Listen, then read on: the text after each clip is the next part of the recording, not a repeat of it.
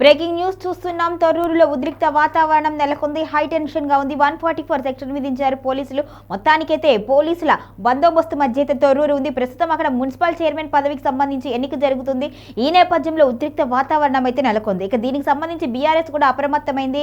మాజీ మంత్రి సత్యవతి రాథోడ్ను ఇన్ఛార్జిగా నియమించారు. అయితే ఈ నేపథ్యంలో పోలీసులు ఆమెను హౌస్ అరెస్ట్ చేయడంతో అటు బీఆర్ఎస్ శ్రేణులు కూడా ఆందోళన వ్యక్తం చేస్తున్నారు. మొత్తానికైతే తొర్రూరు మున్సిపాలిటీలో హై టెన్షన్ వాతావరణం నెలకొంది. 500 మంది పోలీసులతో భారీ బందోబస్తు ఏర్పాటు చేశారు అధికారులు. ఈ రోజు మధ్యాహ్నం 12:30 చైర్మన్, వైస్ చైర్మన్ ఎన్నిక జరగనుంది. ఈ నేపథ్యంలో ఎలాంటి గొడవలు జరగకుండా ఉండాలి అనే ఉద్దేశంతో పోలీసులు రంగప్రవేశం చేశారు.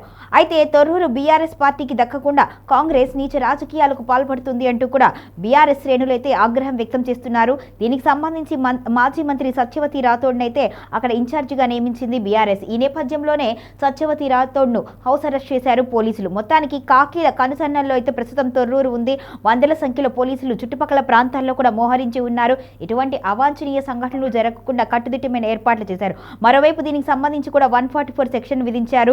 ఇక మహబూబాబాద్ జిల్లా ఎస్పీ డాక్టర్ శబరీష్ ఆధ్వర్యంలో అయితే ఈ మొత్తం పర్యవేక్షణ నిర్వహించినట్టుగా తెలుస్తుంది. ఈ ఉద్రిక్త వాతావరణం మధ్య మరి చైర్మన్ ఎంపిక ఏ విధంగా జరగబోతుంది, అక్కడ రాజకీయ పరిణామాలు ఏ విధంగా మారబోతున్నాయి అనేది కూడా అత్యంతం ఆసక్తికరంగా ఉంది. చూడాలి మరి మినిట్ టు మినిట్ ఏం జరుగుతుంది అనేది. ఏ క్షణంలో అయినా సిచ్యువేషన్ మారే అవకాశం ఉన్నట్టుగా తెలుస్తోంది. పోలీసులు అయితే కట్టుదిట్టమైన ఏర్పాట్లు చేశారు ప్రస్తుతం.